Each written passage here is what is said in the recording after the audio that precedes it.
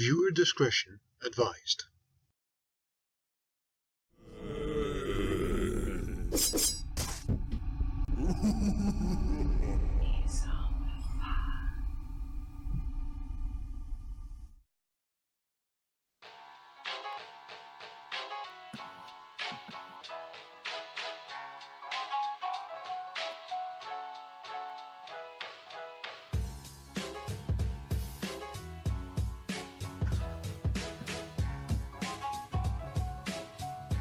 Good morning, everybody. Happy Mysterious Monday.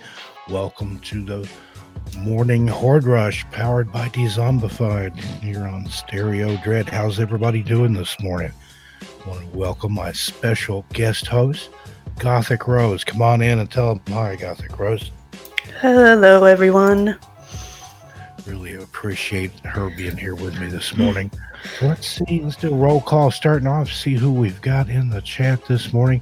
See Creepy Clown Girl. She was the first one here. I saw her sitting here about 7 o'clock. She's the champ. She is on it. Stacy Scotty, Gothic Rose, you're in the chat too. Let's see, Swamp Dweller. Hey, sir, how you doing? Nice to see you. I like what he had to say there. Want to drop by and say hello. Have a great Monday, everyone, except that math teacher who failed me that one time in 3rd grade. He can kick rocks. Amen. Right on, Swamp Dweller. Let's see, we've got Nerdy Blurb TV. Mina's in the house. Don Sharp, how you doing this morning, Mr. Sharp? How are things in East Tennessee? And let's see who else we've got. Hello, Mia. Got Vidith 22. Hey, Vidith. Nerdy Blurb. Hello. Looks like I'm about caught up there. So how are you doing today, Rose? I appreciate you being with us. I'm good. I'm doing okay. Just tired. Had family stuff yesterday. So Italian family. It's always exhausting. Oh gosh, yeah, I'm Italian on my mother's side, and yeah, it's always an ordeal anytime there's a family gathering. She had my mom had 9 brothers. She was the only girl, so you can imagine. And they all like to cook. 7 of them were restaurateurs. So anytime we got together at my grandmother's house, there was at least 8 cooks in the kitchen until my grandmother ran everybody out and each one telling the other what they were doing wrong. But there's still a big family full of love. Okay, we got some more people coming in here. We got Mighty Mike. Good morning, Mighty Mike. AK Phoenix, good to see you. Zombified's talking to everybody in the chat there. Good morning, Dezombified. Thank you for having us on. Good morning. Giving us a platform. Sorry, my screen keeps blacking out. 1 sec. Scaring me. Don't do that. Don't go backwards. What's wrong with you? There we go. Yeah, I love those technical difficulties. There's always something fun going on with when it's live, but that's part of the charm and part of the entertainment value for people turning in to listen. You never know what's going to happen. You can tell how a person is when something goes technically wrong. Oh, are you excited for your kids to go back to school? Oh yeah, just dreading going back to work though.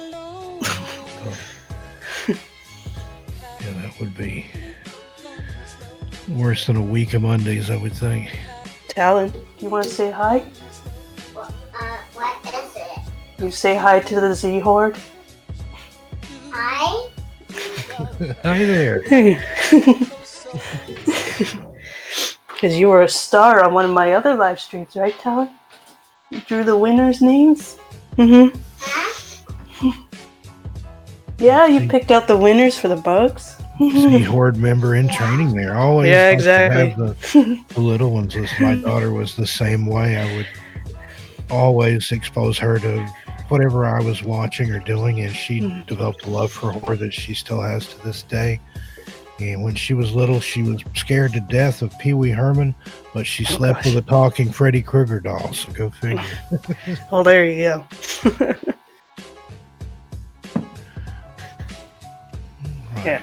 We have anybody else coming in? Looks like we've still caught up on the chat? Yeah, I think we've got everyone. Okay, well, let's go ahead and go into the news. Got some news items here. Okay, I'm gonna bring those up. Pop them up. Yeah, I've got them up here too. There The we go. first one we'll mention is there's a very special flavor of Spam about Yum. to be released.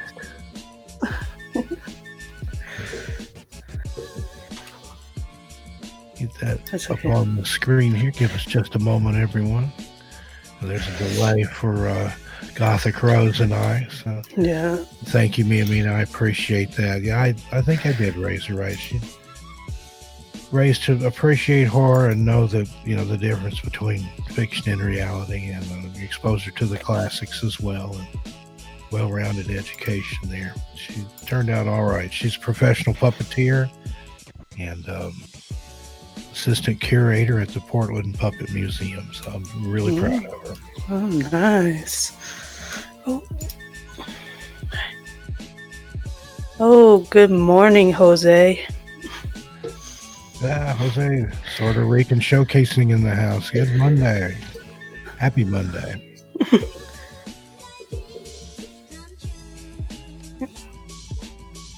Hello, everyone in the Z Horde. How's it going?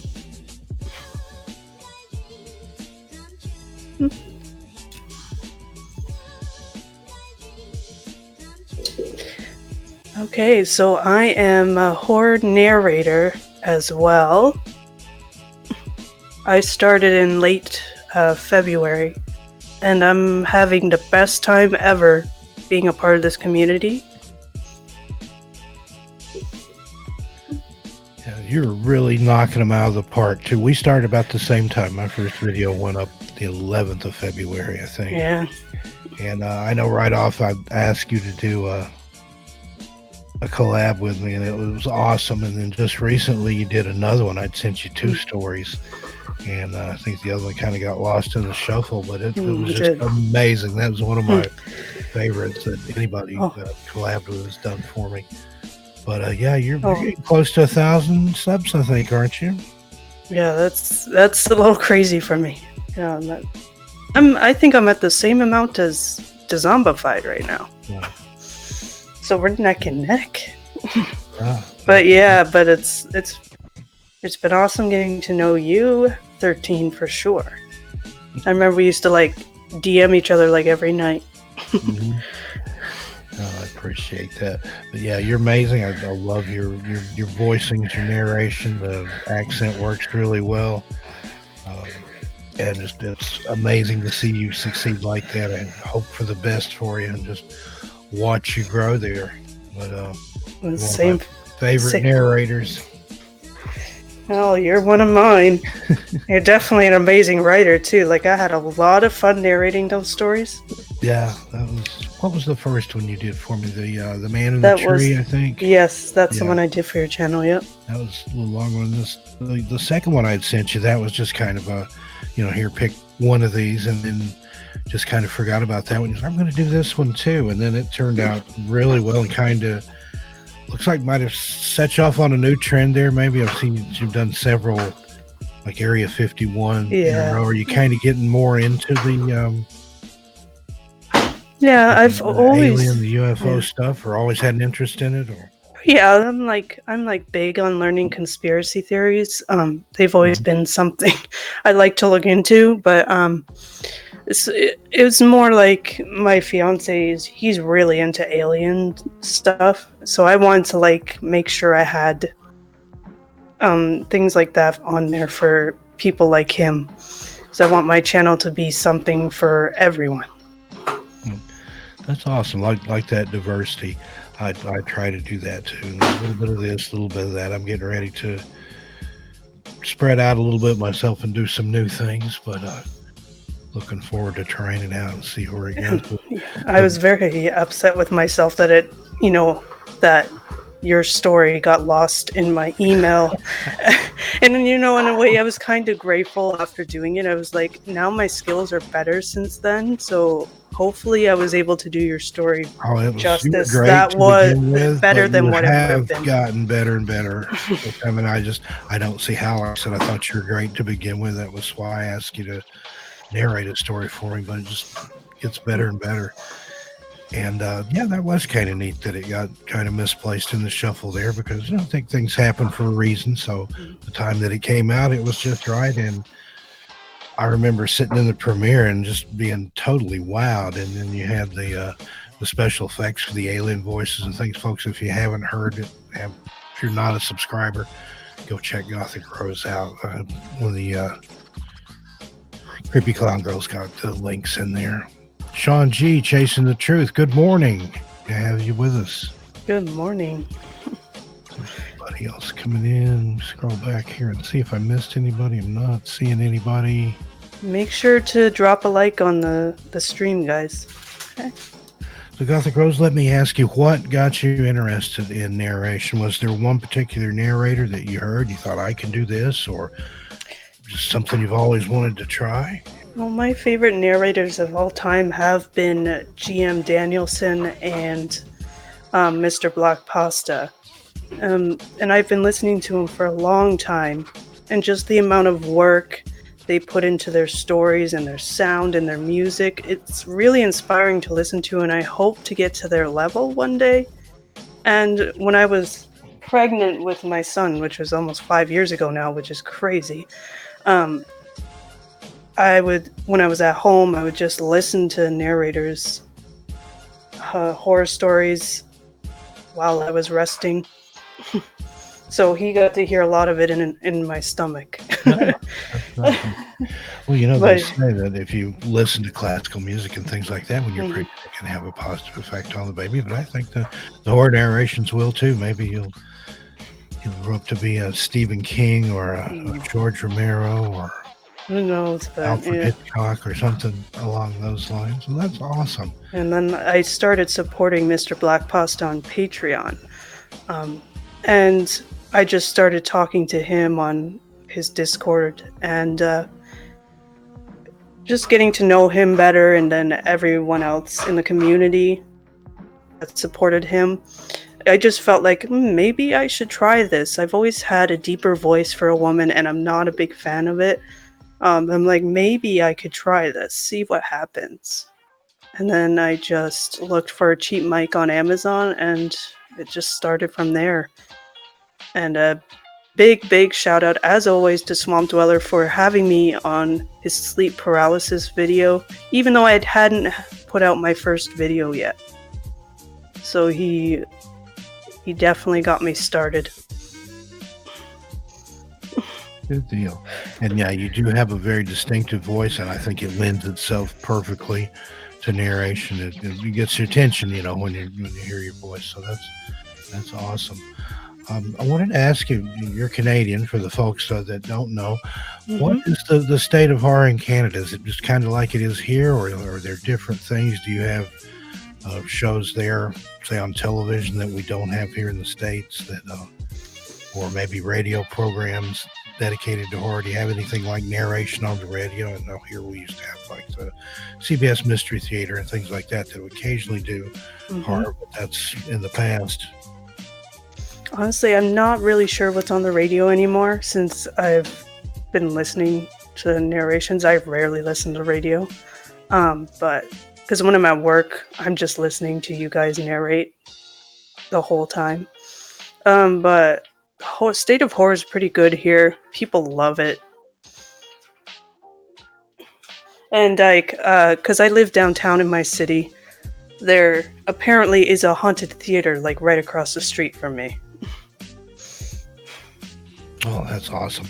Always love living downtown or right in the middle of the action there. There's right across the street from where I'm at, there's a Gothic bar called Lovecraft. Oh, nice. And, it's really cool. It's like always something strange going on there, but I like it. And here we also have the H.P. Lovecraft Festival coming up H.P. Lovecraft Film Festival coming up in October, and concurrently is Cthulhu Con.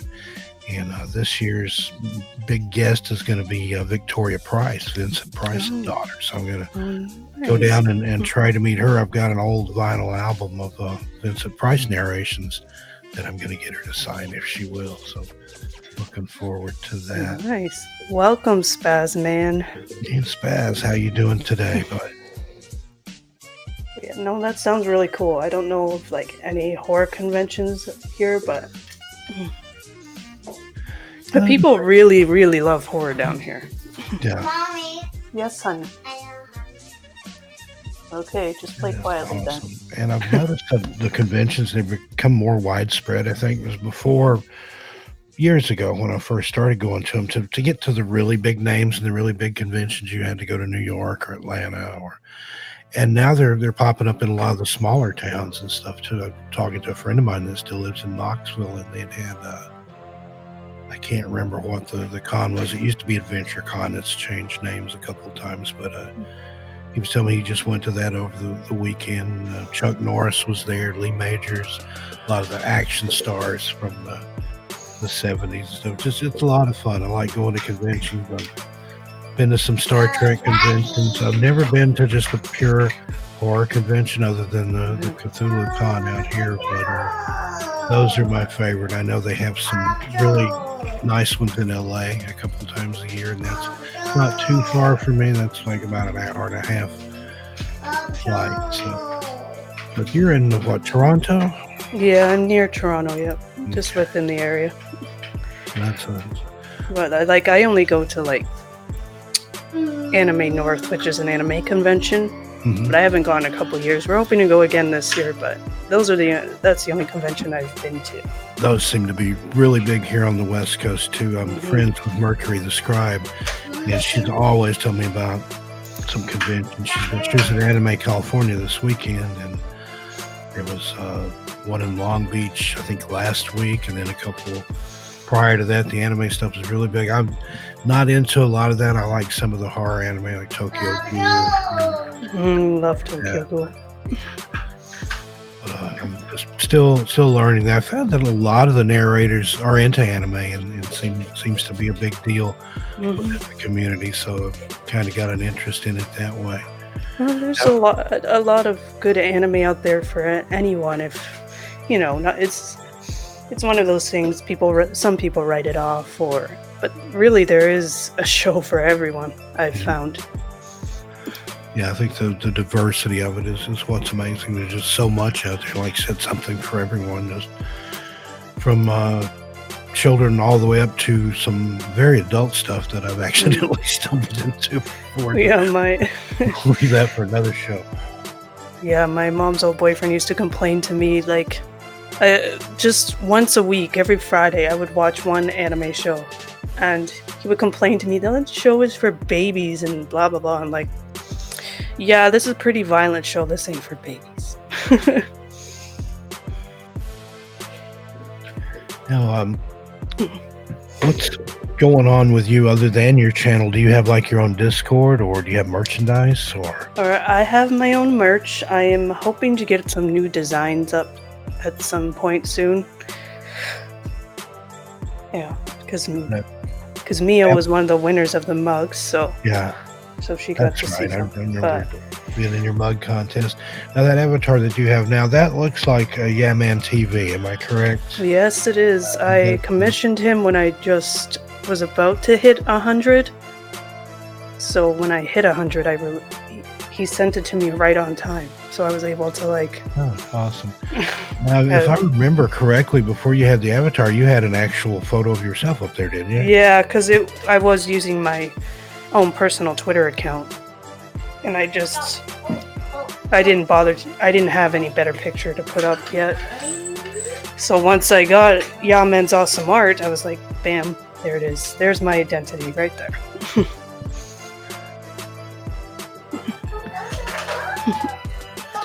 He does some amazing work. I know. I love it. I can sit here and name off several people that have taken advantage of his skills there. I know CCG and there's several there.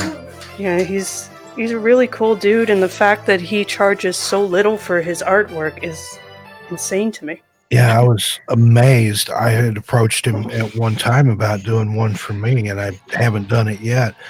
But I had a local artist who's a really, really good friend of mine, Hmm. and the price he quoted me was 3 times what Yaman charges, and that was the friendly price. And I'm like, Yeah. wow, okay.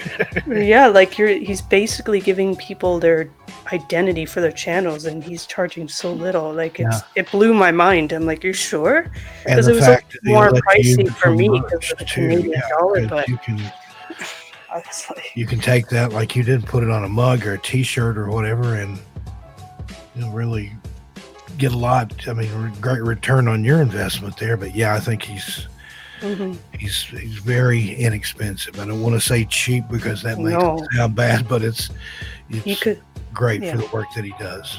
yeah,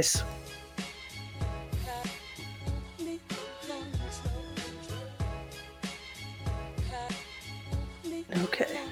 All right, here we're getting ready to go to a commercial break. We'll see you guys in a little bit.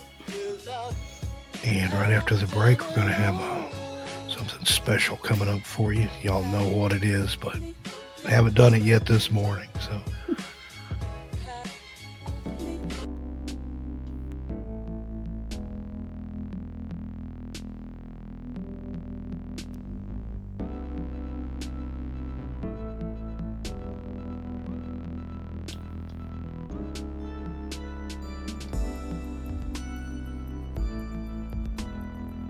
Okay.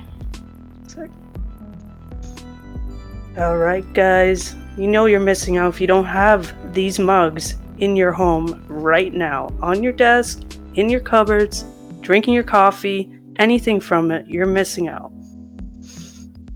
So make sure you pick one up today. You can store your little hamsters in it, some toothpaste and toothbrush, heck, even your Venus flytrap. Or if you're like me, the nerdy me, I've got my sonic screwdriver in there from Doctor Who.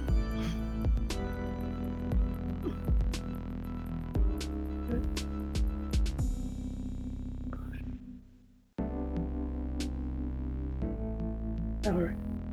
And also donate to the awesome Dezombified by using the Streamlabs link located in the description, or one of the mods will have that up for you. And that goes towards making the channel even more awesome than it already is.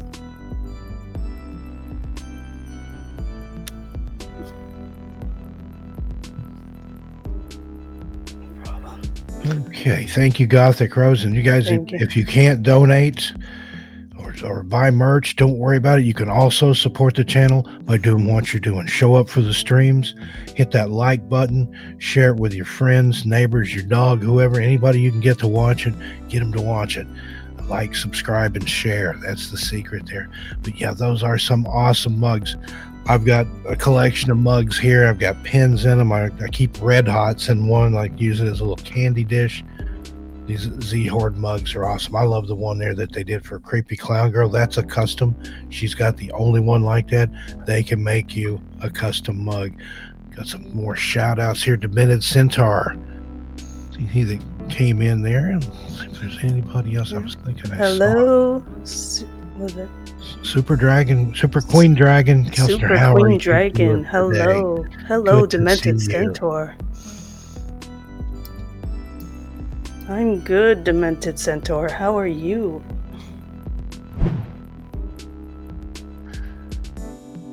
All right, folks. I want you to get up. This is kind of like the seventh inning stretch in baseball. I want you to get up out of your seats, shake your zombie booties, like I like to say. Quote Outcast here, shake it like a Polaroid picture. But here comes the Z-Horde anthem. Everybody stand up. Everyone's favorite tune is coming up now. This one goes out to all you Dezomba friends, the Z-Horde. We want you to know just how much we love you. Shout out to Ophelia Noctis, Creepy Clown Girl, Dark Carnival got this. The look on Nightmare is so amazing. So the Rican Jose's entertaining. Dark waters. Dog man is twisted. Asia 1994, really gifted. Dustin Flemings, stronger than the rock. Hellfire's out here making everything hot. Yeah, Braden 23 of I is a G. We're kryptonites down, kid, he's family. Now there are times when we all need gore. Danny Martians in the house, never know what's in store. Mandy Mortem is legit and a queen. Gothic Rose enchanting, she's on the scene. 13 past midnight, things that go bump in the night. Gory B, horror addicts are out of sight. Big ups to the late horror show. Emily's Adventures in Horrorland, here we go. And you know we gotta keep them dice rolling. MD Who Entertainment, she's been chosen. Give it up for the evil outcast. Swedish mom is dope, yo, you know she got class. So if you get bad vibes from storytelling, then these monsters in my mind will leave you yelling. You see, we all about hearing stranger stories on the creeps. So sweet, she really got love for me. Penny tails up, narrating for the win. Queenie Todd, they amazing, but real dark and grim. Dementor centaurs, flickathon, swamp dwellers. Scolded 22, they be our fellas. Anime Atome, time we lives, our fantastic panic deep. Paranormal history, great graphics. What's up, Bullis Greedy? I meant CP. I'm gonna get so bent with nefarious TV. Slumberies are the morbid. Cap 7, truly salmon. And we can never forget about Karen. Karen. Karen. Karen. Karen.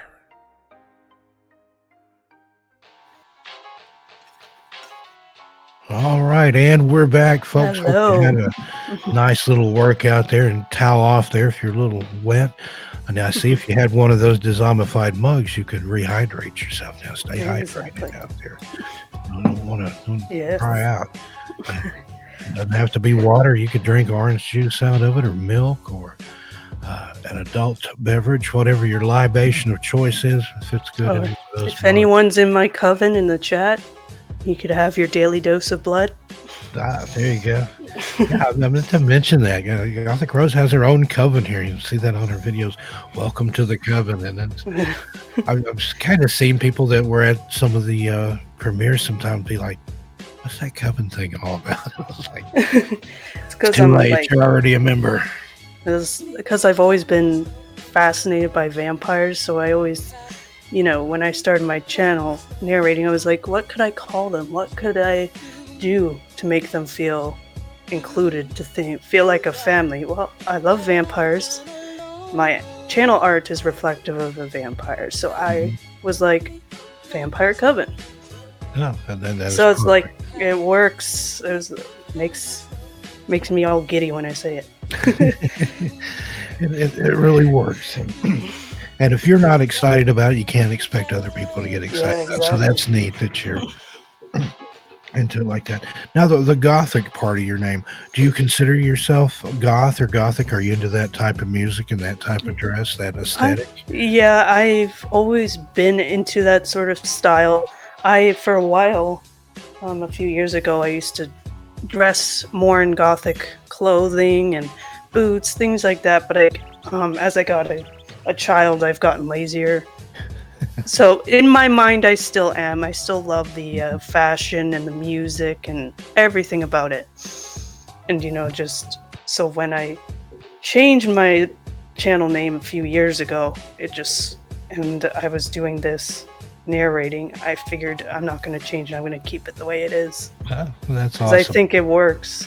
It does. It totally works. It's that aesthetic for the narration, like I said, the vampires and things. And I'm the same way. I dress all in black most of the time, unless I absolutely can't get away with it. Doc Martens, all that. I came up through the punk rock and that scene, and then went into goth and industrial, kind of from that angle. But still love my goth music. Still listen to The Cure and Susie and the Banshees and all the great goth bands. And it just amazes me to see that the Cure are still out there, still slogging away at it, and just amazing. Yeah. I always loved that aesthetic because it was just, everything was so dark and so creepy and so kind kind of depressing, but not, because it makes me happy. So I can.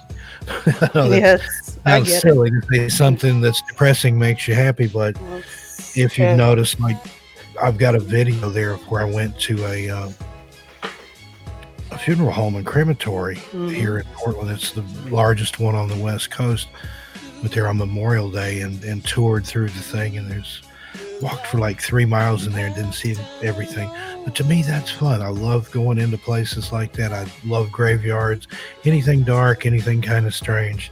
That's always appealed to me too. So glad that it's something that you're really into and not just, something you've affected to try to draw people in. You're honest with it, which is great. Yeah, because I'm Gothic in my mind. A lot of clothes I wear are edgy and whatever, but I can't really afford to keep up with the fashion or just have time to do all that. But and some of the outfits are so intricate and so amazing.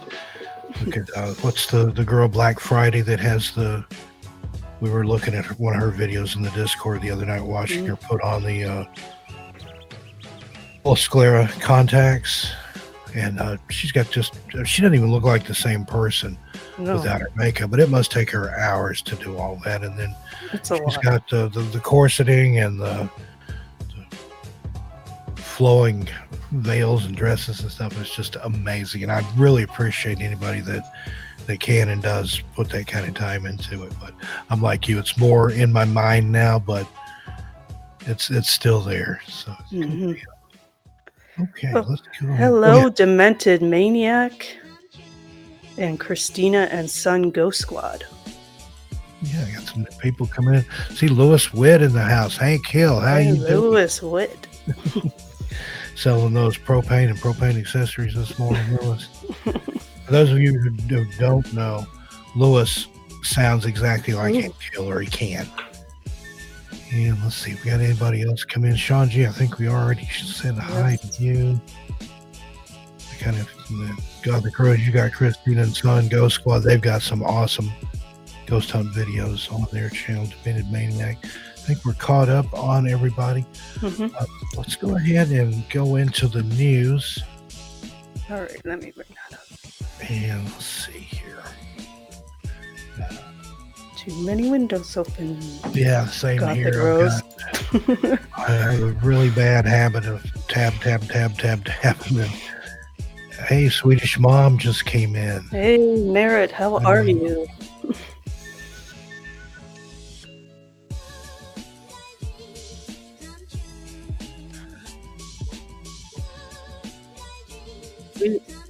We were going to start with the spam, right? Yeah. That's what you started talking about? Start with the spam story. Yeah, I started talking about it earlier and kind of got sidetracked and went a different way, so I'm going to that now.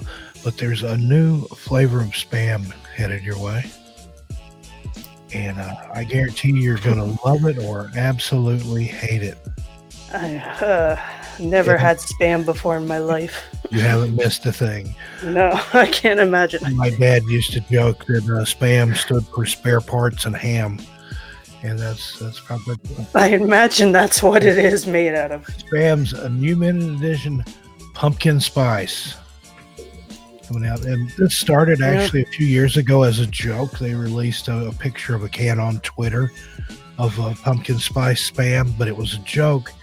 And people just kind of kept after them like, we want this. We really want you to do this.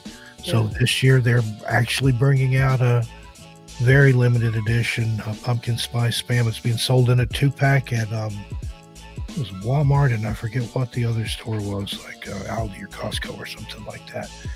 But it said you can eat one and save the other. So they're expecting people to kind of collect it for the. It'll be on eBay in the fall. But I'm not a big fan of pumpkin spice anyway. I'll usually have a pumpkin spice latte when they first come out, and then it's like, okay, I'm done with it for this year. Yeah, because I'm not really into like coffee or anything. So like I've tried a pumpkin spice latte, didn't really like it much. But I like pumpkin spice anything else, but this, I don't know about this. Yeah, I would like to taste it just to see how horrible it's probably going to be, but I would be afraid that I would like it, and then I have trouble finding it. Everyone's just got a sick curiosity about what this tastes like. This is why they wanted it. Well, have you ever had like the Harry Potter jelly beans? That Oh, have yes. nasty Yeah. flavors in it. There's some incredibly vile flavors in there. And I thought, they're just kidding, and then you No, taste the dirt or the one called earwax or whatever. they took it seriously. Oh They my were like, this is... So all you pumpkin spice fans, devotees, you've got something to look forward to there. There you go. Yeah, Add it gas- to your collection this season. We had a gas station here advertised last year. We have pumpkin spice gasoline. I think I've heard of that. It's like, Overboard with it, yeah. Yeah, get your limited edition. You can put that in your Dezombified mug if you'd like. just eat it out. Yeah, there's a picture of the can. That looks like a really big can that the person there is holding, or they're really tiny, one or the other. Yeah, they want to make sure you can see it. This is where my advertising background kicks in. Mhm. But honestly, I have no words. I've tried some strange things. When I was overseas, when I was in the Philippines, I ate some stuff that I don't want to know what is now, but if anybody's ever had balut, you know what I'm talking about.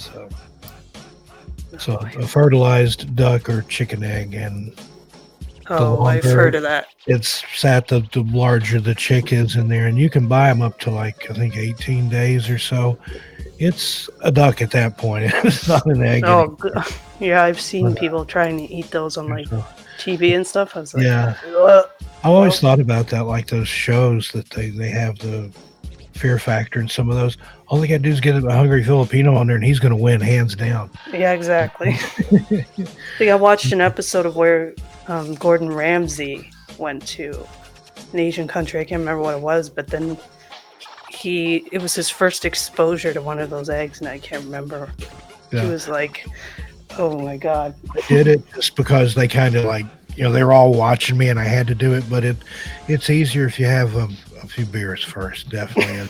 And they have a saying, they're in the Philippines, turn down the lights, we're eating balut. And that's why, so you can eat it and enjoy it and not have to see what you're eating. But, all in all, though, it's great food, great people. I absolutely love the Philippines. I'd probably retire there someday. Okay, let's go ahead and move on to the next story here.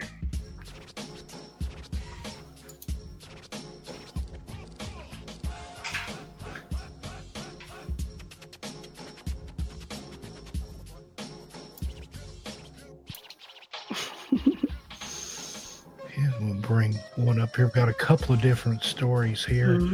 Let's go with okay, I can see the tabs there on their screen. Let's go ahead and do the half man, half owl. All right, this sounds interesting. And yeah, I'm not quite sure what's going on with that. It's a ghost hunter person, Anonymous Smith, claims to have the image of the half man, half owl. First time it's been sighted, owl man, in more than 40 years. It's in Cornwall, England, and it's known for scaring off holidaymakers, people on vacation there. It's been filmed in a graveyard recently, and it's been the subject of folklore since the 20s, although there haven't been any sightings since the mid-70s. But ghost hunter Mark Davis claims he's caught the infamous character on the camera. And scroll down in the footage there's it looks like a cross between an owl and a human. It looks like a horned bipedal figure of some sort. Yeah, I definitely see the horns. And Strange. Lower down there, when he goes to investigate, the apparition had vanished and he could find no more trace of the owl man. According to local folklore, 2 teenage girls once spotted the figure while on holiday in Mountain Smith. I'm probably not saying that right, near Falmouth in Cornwall. They walked down an old remote church more than a mile from the village center and saw a terrifying birdman with wings and feathers on top of the church tower. So it kind of puts me in the mind of Mothman that we have here in the States. And do you have any cryptids in Canada that people here might not know about? Nothing that I'm aware of, because there really isn't any lore where I live. So maybe it's probably more in the more rural areas, provinces. Yeah, I know there are some Bigfoots. I know in Canada is Bigfoot, or do you have another name for it? Or I think it's called the Sasquatch here.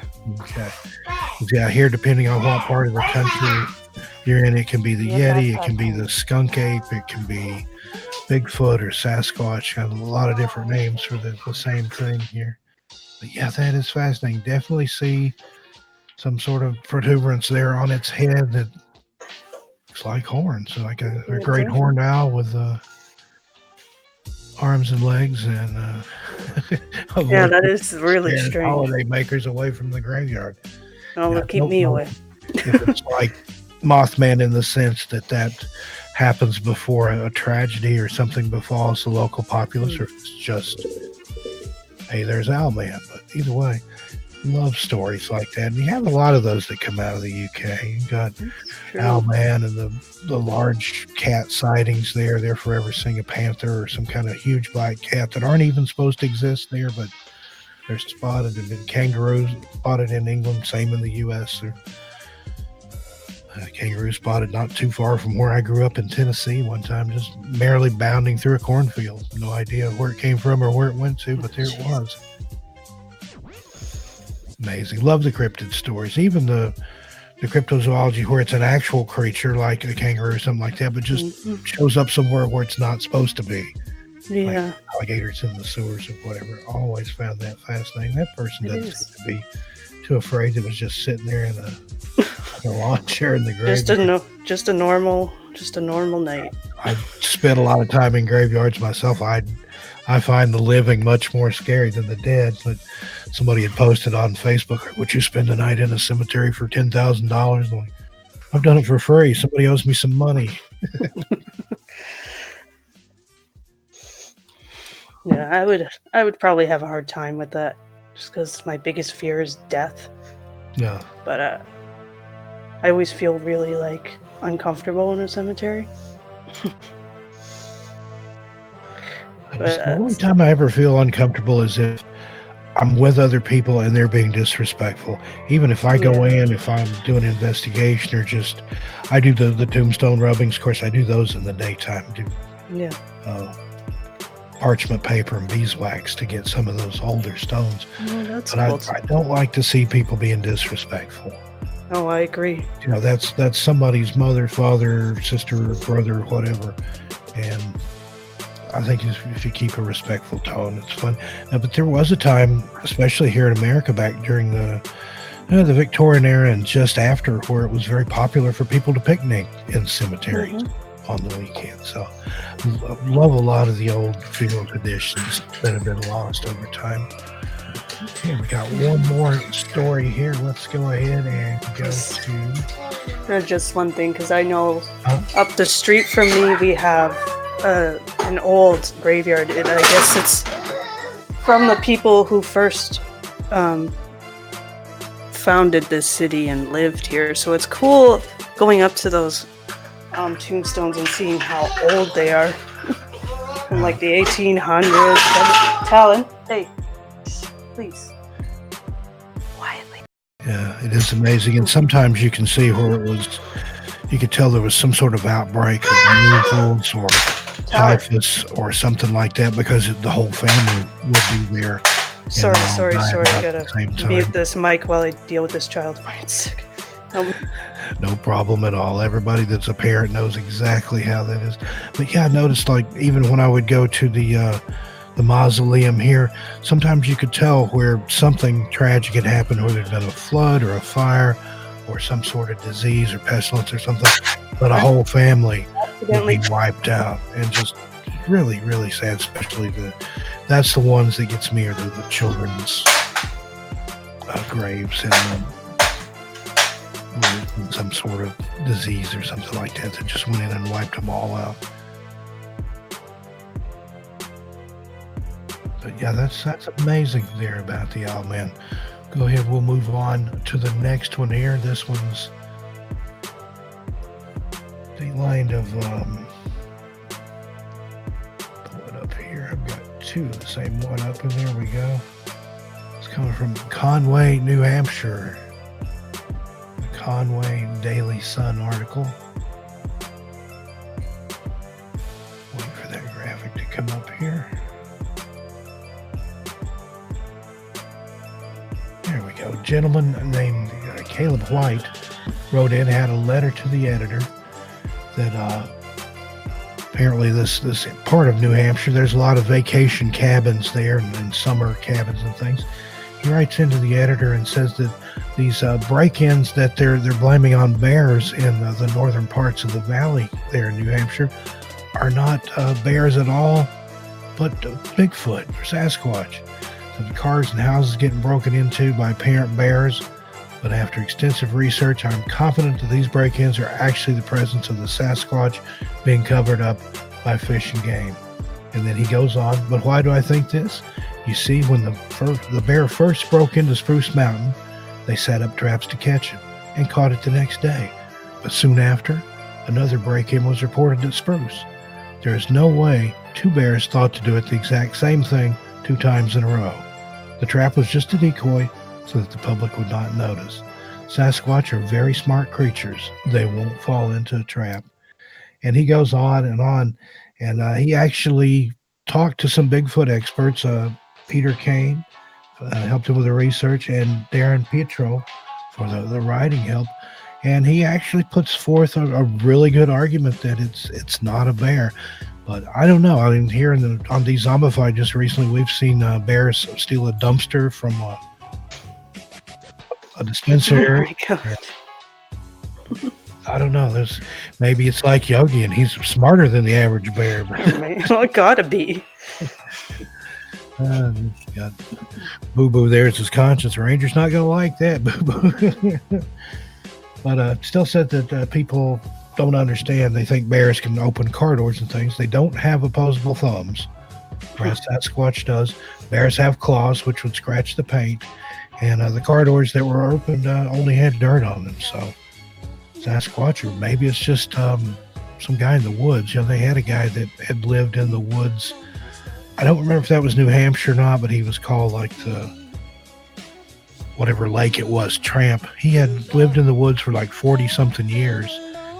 And that was how he had lived. He broke into holiday cabins, vacation cabins and stuff, took what he needed, and they finally caught him. They set up a camera and alarm system in a lodge there and caught the guy. And he had just, for whatever reason, had just walked off into the woods one day and never came out. Just didn't like people, didn't like being around people, which to a degree I can appreciate. I know people very well. A lot of the times I keep myself to myself. But amazing story there. What do you think? You think it's Bigfoot or bears, or what's your opinion on that, Gothic Rose? I believe it's definitely not a bear, that's for sure. I can't imagine how a bear could open a car. As far as something's fishy. A handle or something, yeah, I could see if they rip the door off or something. Yeah. Maybe, but to open it nicely, and I don't know. I don't see that happening. Something's up, that's for sure. See, go through a little roll call here. Bathsheba, welcome. Good morning. Nina Love, hey, how are you doing? Hello, Bathsheba. Hello, Nina. Anybody else that snuck in while I was blathering away here about Bigfoot? And nope, it doesn't look like it. It looks like we're caught up there.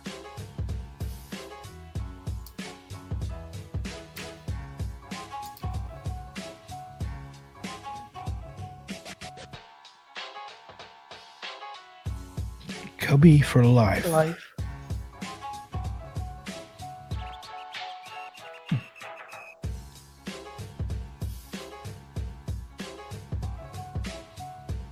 Swedish Mom says that she has seen a bear open a car. So,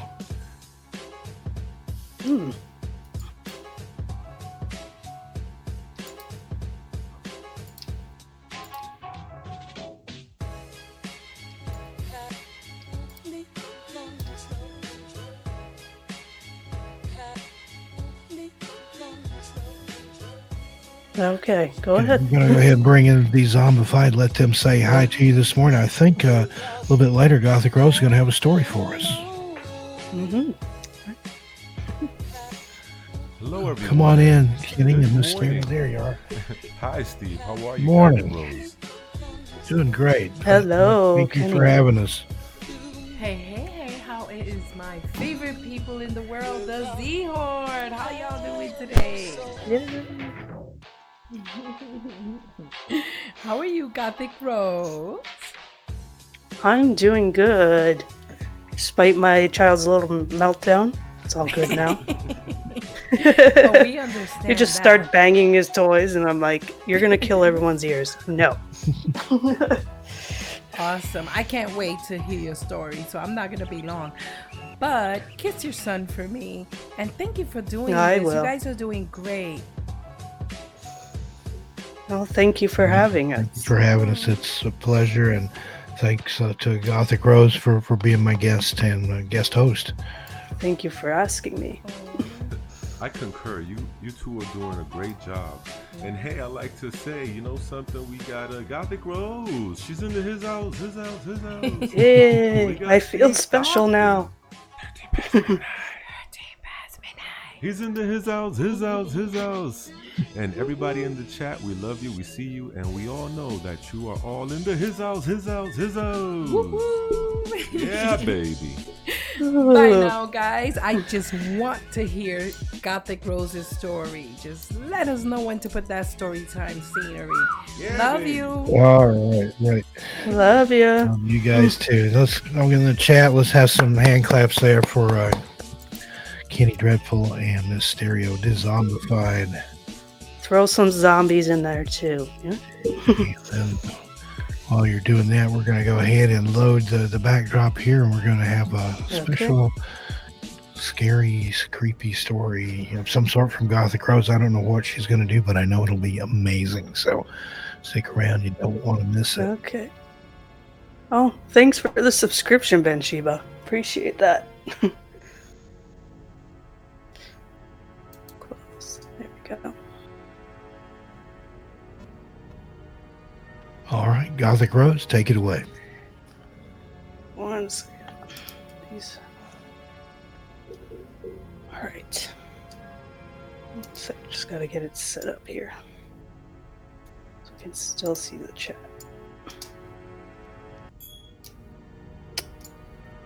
Anyways, I picked a story from r/free horror stories on Reddit, which is usually what I read on my channel if I'm live streaming, because this way I don't need permission for them.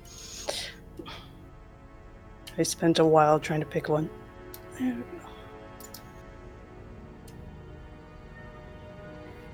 And again, seriously, Banshiba, thank you so much for this sub. Much love to you. Okay, so this story is called My Parents' House.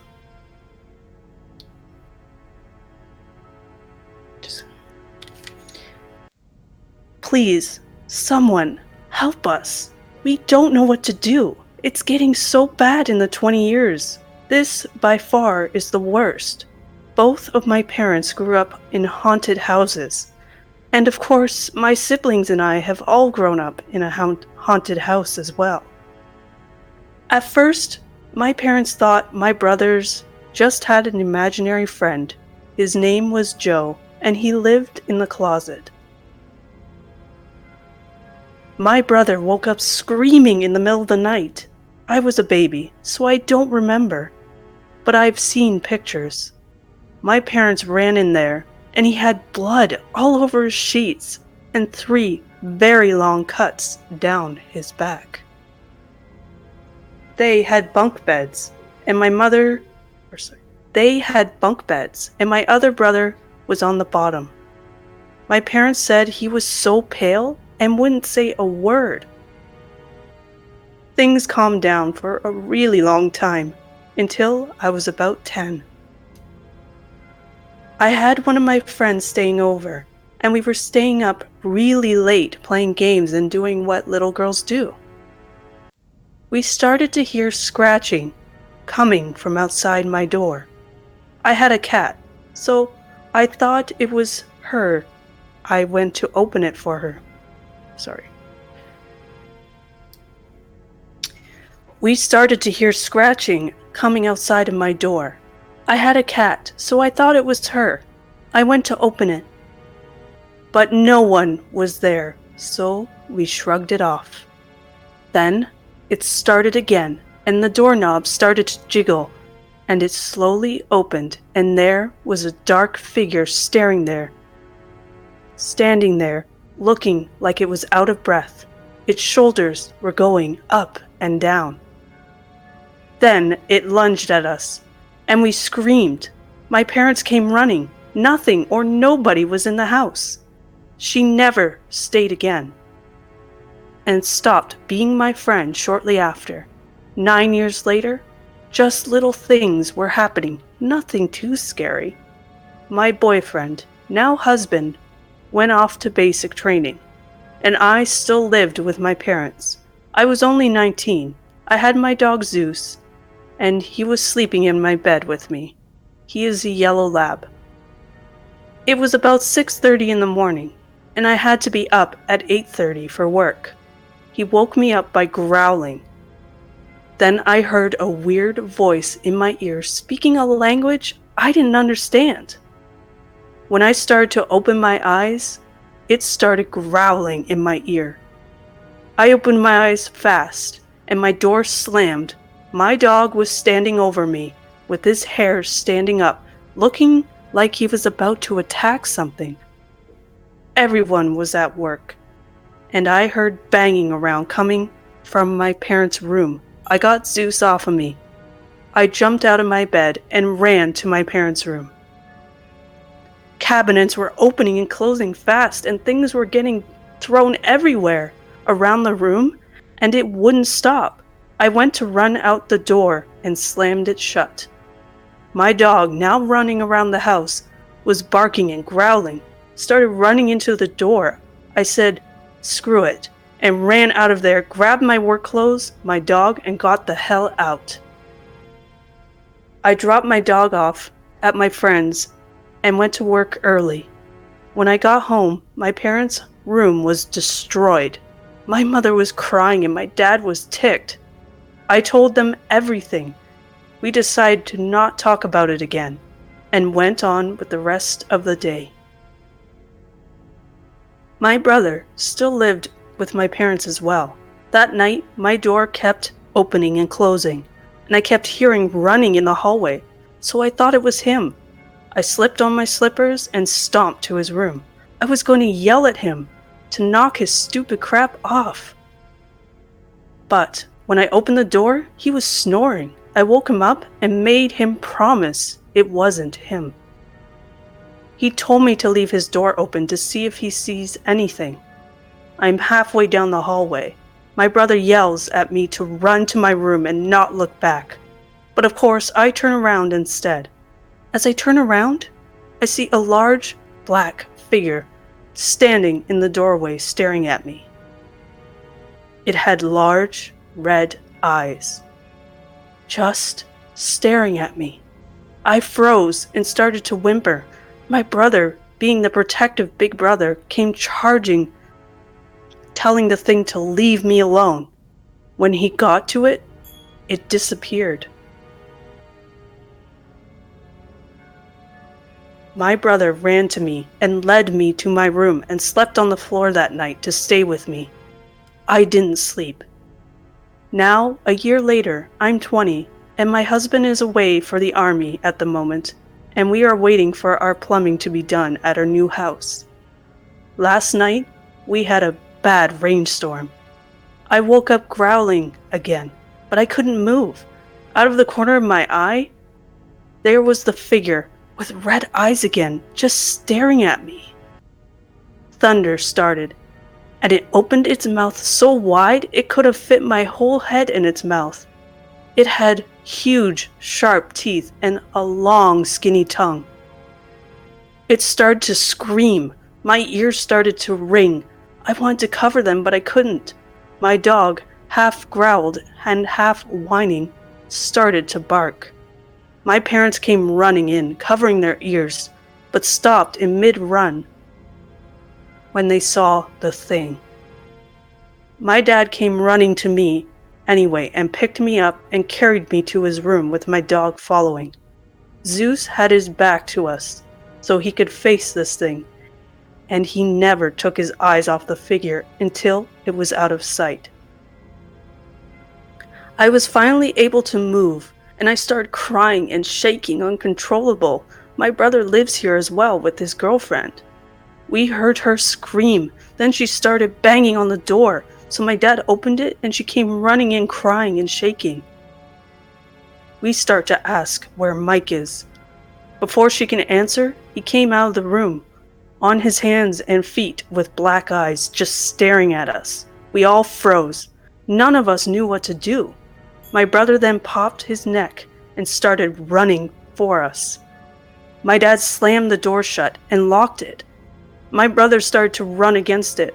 My mom is screaming for it to get the hell out of her house, and just kept repeating this while throwing things and stomping. Then, it goes quiet. My dad opened the door, and my brother was passed out in front of the door with his nose bleeding. When my brother woke up, we told him everything. He didn't remember a thing. He remembers hearing screaming, then it all went black.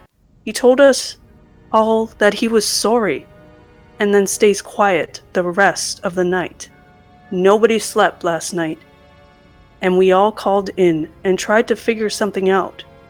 Now, it is the next night, and it's 11, and we are hearing growling and scratching through the house. We can't do this again.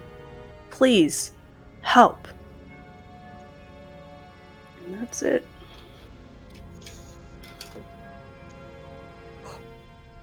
Wow, that was great. I'm like spellbound here. I forgot I had my mic muted. Well, that was excellent. Just somebody was pointing out in the chat that when you narrate, though, there's such a cinematic quality to it. It's like you can see it unfolding in your head. I love that type So of narration. kind of you guys to say. It's all true. It's a great story.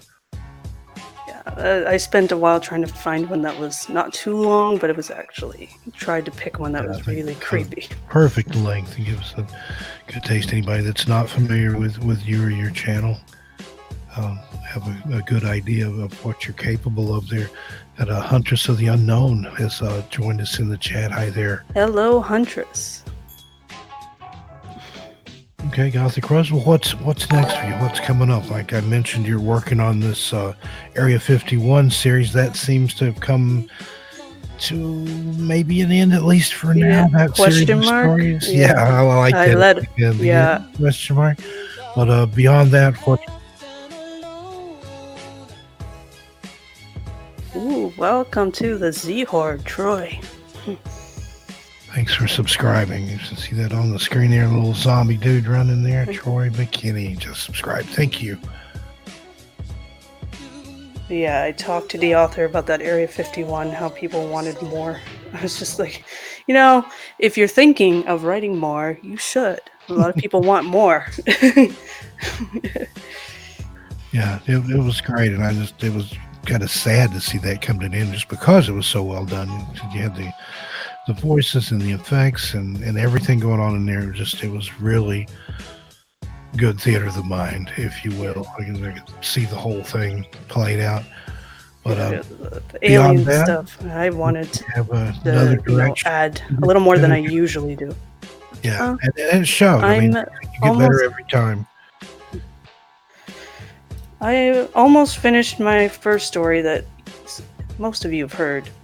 Some of it up. The story Chains. I've almost finished that for my channel, which I'm super happy about because for the longest time I was just staring at the screen, not knowing how to continue it.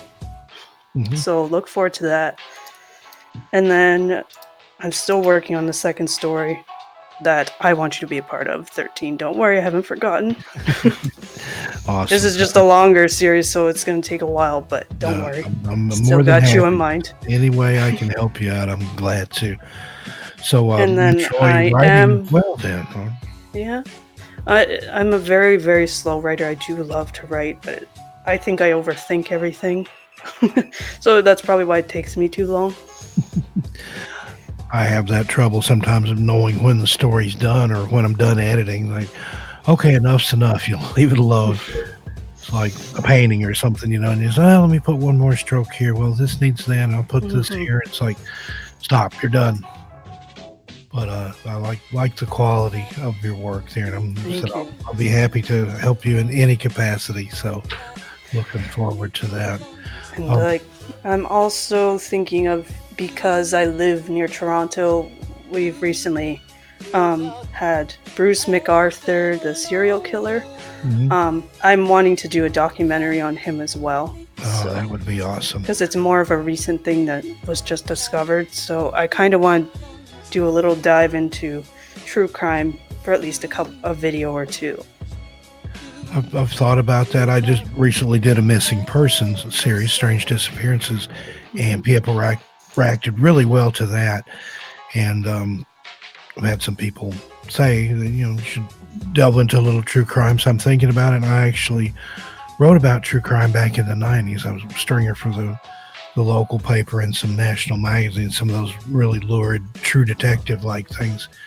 And I wrote about some really interesting murder cases and things back then. Probably be a little hardcore content for YouTube, but I'm going to dig through my archives and see what I've got. So maybe I'll have some true crime stories in there I can share with you. And I seriously admire the creators who do that, because it brings a lot of cases to light and new information comes out by that way. And I would love it if this video I do can help people come out with more information. Yeah. That was like with the disappearances. I had people leaving comments, wow, I live in the area and I've never heard of this case. So there you go, getting the word out there. I always put the Charlie Project or whatever flyer up at the end, that has the person's name and picture on there. So who knows? And then especially with the true crime stuff, with the advancements that they've made in DNA in the past few years, they're solving a lot of cases that have been declared cold a long time ago. So that's exactly very interesting. You never know. Now, as far as true crime, and you mentioned the one serial killer there, and I almost hate to say it, but do you have any other favorite killers, if you can say that, or people that you like to read about? I'll put it that way. It sounds a little nicer. Not really. I find them all quite fascinating, and it's hard for me to pick out one that sticks out more to me. It's because I do watch Mindhunter on Netflix. If you guys haven't watched it, totally watch it. Yeah, I've had that recommended to me. I haven't seen it yet, but everybody says it's great. You do it because the people they pick to play those serial killers, my God, they do such an incredible job. It's terrifying, but it's such a good series. You have to watch it. But I mean, they are fascinating people. They're horrible people, but you need to talk about them. I agree. It's like studying a bug or a poisonous spider or something. As long as you've got it in a glass jar to where it can't get away and can't hurt you or anybody else, there's something about. And there have even been killers that requested that their body be donated to science and their brain be studied to find out what was wrong with them. And occasionally you have somebody like Charles Whitman, who climbed the tower at the University of Texas in Austin and shot up a bunch of people. And then when they did an autopsy on him, they discovered he had a fairly large brain tumor. I think it's about the size of a walnut. And they think that might have been what caused him to go on his rampage, because other than that, he was well-adjusted, married, had shown no previous signs of aggression other than having been a soldier. And they're paid to be aggressive. But it's fascinating. I've got a story on my channel, Year of the Clown.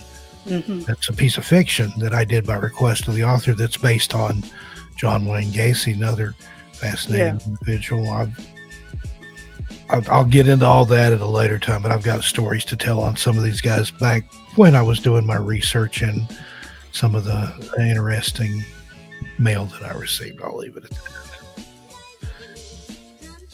that. Hello, Lindsay and Huntress. Yeah, Lindsay B, I'm glad to see you here. I shouted Huntress out earlier, so always have you here. And Sean G says, I have a friend that was training to be an FBI profiler. The stories I heard from her were eye-opening on serial killers. Love that. Love to watch the profiler shows and those people that... That's what Mindhunter is. You need to check it out. They have to get so close that I've heard of them having to step away from it because they've gotten into the mind of a serial killer so far that they start thinking like them and have to back away before they're acting out some kind of impulse. So yeah, I agree. It's props to those people who do that job, because I couldn't do it ever. Absolutely. It's an important job and it has to be done. You need the investigators, crime scene photographers, people that go in and do the ballistics and things. Yeah, the people that clean up those gruesome scenes. They have my kudos. I couldn't do it, I don't think. Hey, Ophelia, welcome. There, Ophelia Noctis, glad to see you here this morning. But yeah, like for me, it's just, I've been listening to so much true crime on YouTube lately, and I would love to see if I could dive into it, even just for one video. Because it is a challenging thing to do. And there's some fascinating stuff out there, and some cases that I haven't heard of in years. This is probably way before your time, but back in the 80s, of course, we didn't really have an internet, and nobody had a YouTube channel or anything, but there was like a zine revolution. A zine was like a mini magazine that people self-published themselves, and there was a lot. I even published one. I had one back then, and there was just so much information being disseminated that way. It's like Gutenberg would have flipped out, because at that time the laser printers were just becoming affordable, and all these people were printing all kinds of stuff. But there was a lot of true crime stuff then, and I want to go back and get a lot of these articles and things that I wrote, even for the local papers and some of the magazines, because those are gone now. T.E.D. Klein was editing a really good magazine at the time called Crime Beat. And it didn't last that long, only a few issues, but it was amazing, some of the stuff they had in there. It was a pleasure to write for them, and kind of looking forward to delving back into all that and just see what I can come up with and try to make it YouTube friendly. And I've been following that. Have you seen that where they publish the words that will get you flagged on YouTube? It's like a 40-page document, and I was following a thread on Twitter, and people were talking how you could get around saying these words by him. And they had all these funny phrases like... Yeah, like Rob Gavigan. He put out something I retweeted. Like he was sticky red stuff and... Major oof or stabby boo-boo and all these things. It was ridiculous, but I think it points out the ridiculousness of censoring the language, which to me it just... There's no point. Language, especially English and some of the other languages, are very romantic languages, and you absolutely kill any context or anything when you're down to censoring individual words like that. And if you're doing true crime, I feel like if you have to censor things, then you're not doing the victims justice. Right. You're not, like downplaying what they went through. And it's like, if you say, the bad guy gave them a major boo-boo, that's you're not the same impact as if talking about came in and decapitated somebody or something. Exactly. I agree. It's the censoring. It just does an injustice. They don't deserve that. But I will definitely check out Mindhunter on your recommendations, and I've had other people recommend as well. So I've got. They just released season 2, so you've got a lot to catch up. Okay, I'll go back and watch the first season. Right now, I'm going back through Mountain Monsters. Kenny narrated a story for me. Old Spearfinger did it as part of the Creepy Channel crawl. And he let me keep the audio. Gothic Rose did a little piece in there for the voice of the monster. Last week I was just looking for something to put up because I haven't finished the story that I'm writing for my next video. So I'll put that up. A lot of people have heard it here on the stream. It's been played several times. Well, I put it up on the 20th of August at 2:00 in the morning. I was just up goofing around. Thought, I'll have a premiere.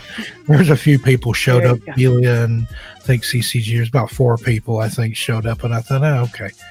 Well, the next day, I didn't know, didn't have any idea, but it was the season premiere of Mountain Monsters, which if you've never seen that show, it kind of defies description. It's these Appalachian hillbillies, and they're out in the woods with automatic weapons hunting monsters. And it's as wild as it sounds. It's one of those you can tell that it's kind of like wrestling or something, that it's some reality TV, but it's some reality from a bizarro planet somewhere else. And it's scripted, but one of the stories, and they'd been off the air for like a year and a half, and they brought them back for season 6. Well, in this 2-hour premiere, they're talking about the legend of Spearfinger. I was like, holy cow.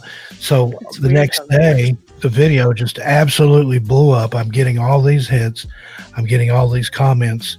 Oh, I'm here because of Mountain Monsters. What's going on? So I went and watched the episode. Sure enough, there's Spearfinger, and it's the number 1 with a bullet. It's my busiest video I've ever had, and it just keeps going. And I wanted to shout out Mercury the Scribe and Kenny Dreadful for giving me lightning in a bottle here. There you go. That's perfect. Dezombified saying in the chat, we can play it now. Going to go ahead and have them play this. This is Mercury the Scribe as the voice of Spearfinger, and Kenny doing just a masterful, expert narration on the legend. It's a Cherokee legend. So got that coming up here for you. But knocked one out of the park. Amazing. There we go. Uela na siku susasai. Liver, I eat it. Susasai. Uela na siku susasai.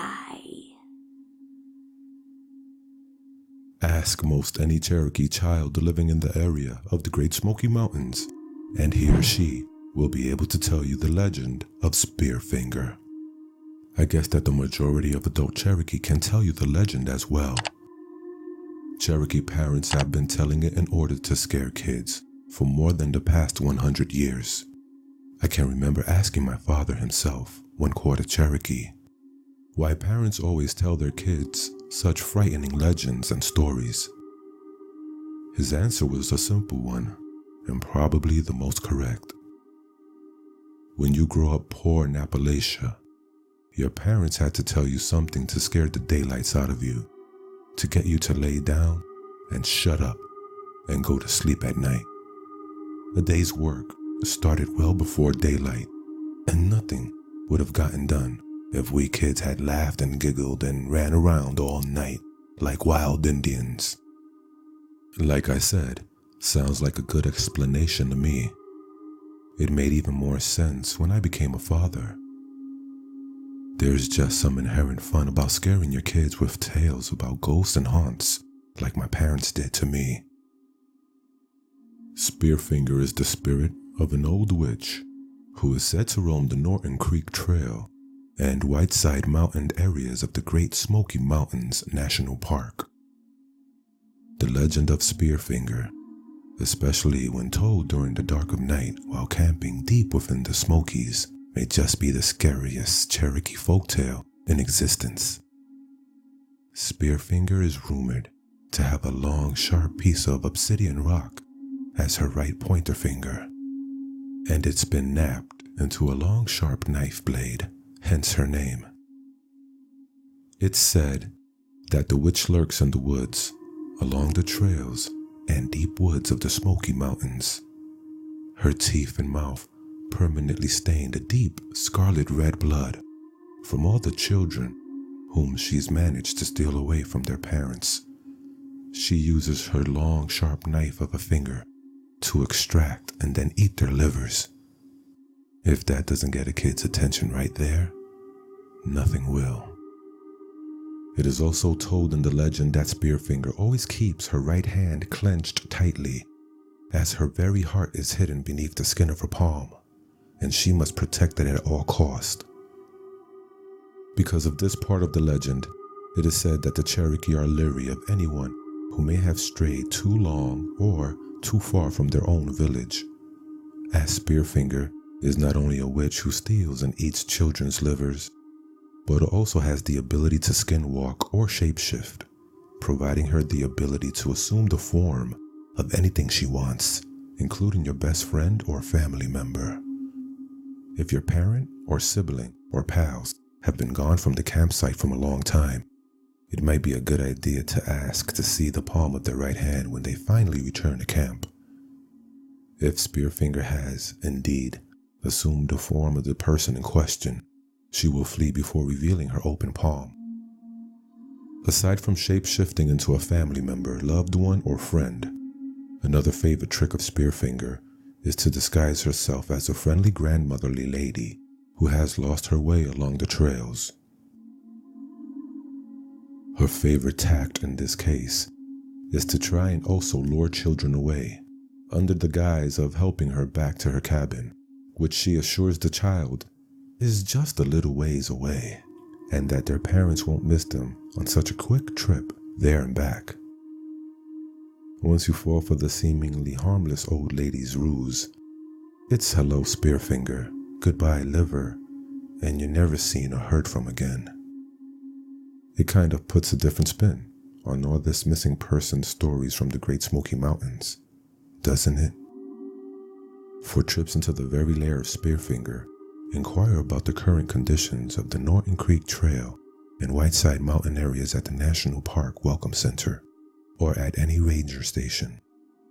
The wonderful Park Service employees will be more than happy to point you on the way, should these areas be accessible during the time in which you wish to visit.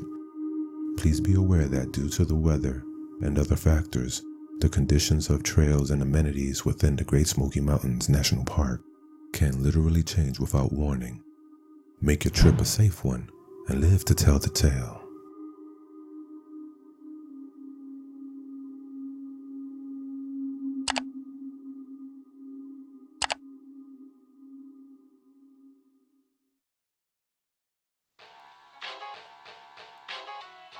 All right, and we're back. Didn't Kenny do an awesome job on that? And Mercury described with the voice of Spearfinger. Let's see some hands in the chat there. That was amazing. That's awesome.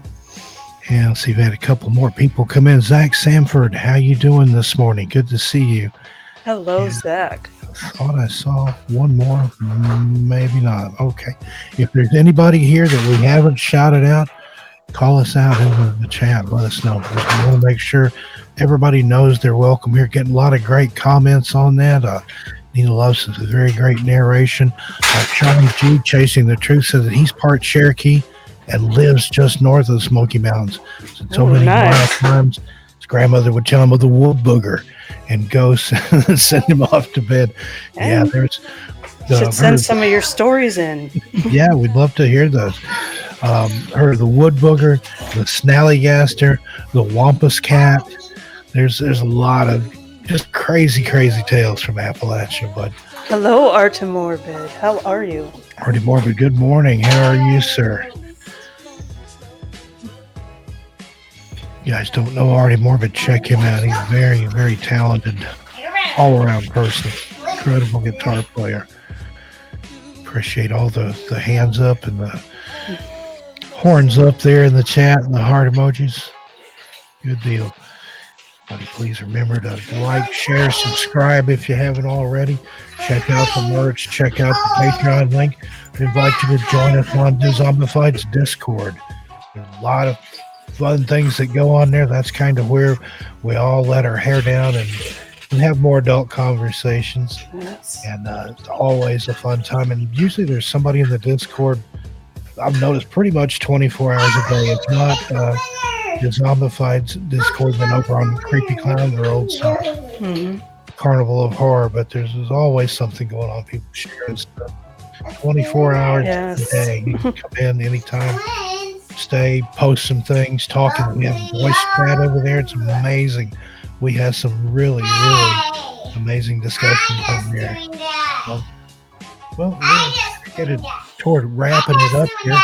Talon. Gothic Rose, anything that you want to add? Oh, I want to Hey. talk loud. Talon, you want to say hi to the Z Horde? Bring him on in here. Future narrator right there. Come say hi. Huh? Can you say hi to the Z Horde? Hi. Hi there. Say hi, Z Horde. Hi, Seahorn. That's so cute.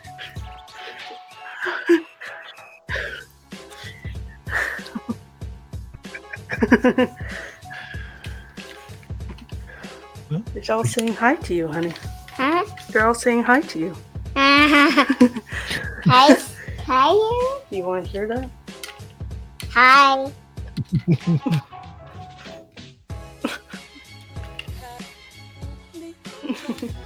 Hey there, little buddy. How are you? Asking how you are, honey. Huh?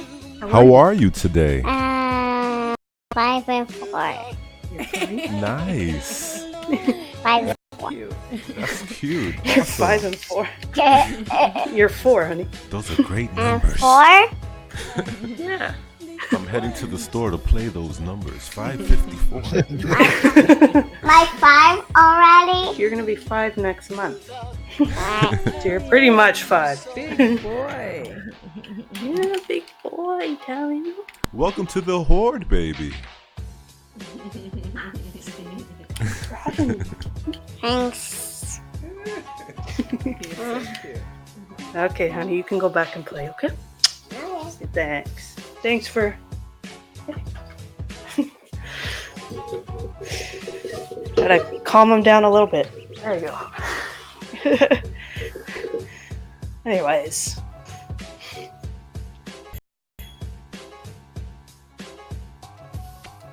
All right, folks. Well, we're about to close it out today. I've had a Okay. great time. It's Gothic great. Rose, I've enjoyed having you here so much. I would like to know, I know you go back to work when school and things starts next week, but would you join me again as my guest host for Wednesday and Friday of this week? Totally. I wouldn't miss out on that. Great. Enjoyed having you here. I know the people in the chat enjoyed So- having you here. Big fans of your narration. So looking forward to having you back. We'll have an additional guest on each of those shows. So be sure and tune in tomorrow. Let's see who we have tonight coming up on the stream. There's still nobody tonight? No guest tonight. No, we'll do- Hey, it's okay.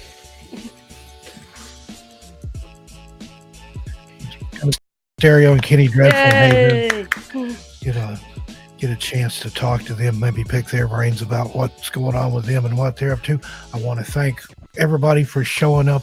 Thank Everybody you in the so chat. much, everyone. Got the best mods in the business here. We appreciate the Blue Wrenches doing all that they do for us. And You guys are worthy of the wrench of power. right on. And we'll see y'all. Got the outro coming up. Okay. Okay. All right. Again, I want to thank everybody. I love you all. Mwah. Thanks for showing up. Thanks to my Bye. guest host, Gothic Rose, and her little guest star there that came in and charmed the chat. Future Z-Board member there, future narrator. Yeah, thank you all, guys, for having the patience with him in the background. But thank you all so much. And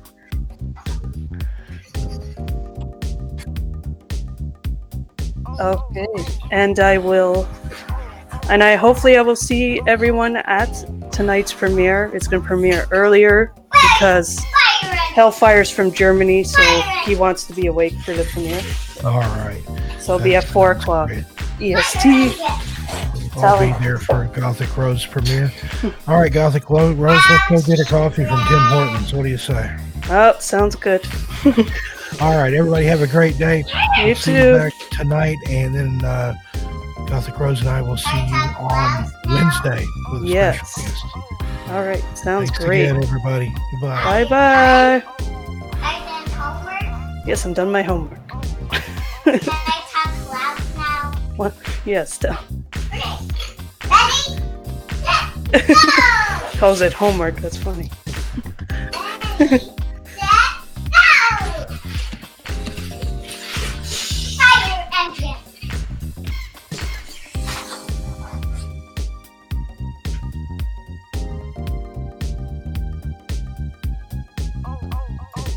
Yeah, there we go. 1 second. Load. There we go. Tell him. Where?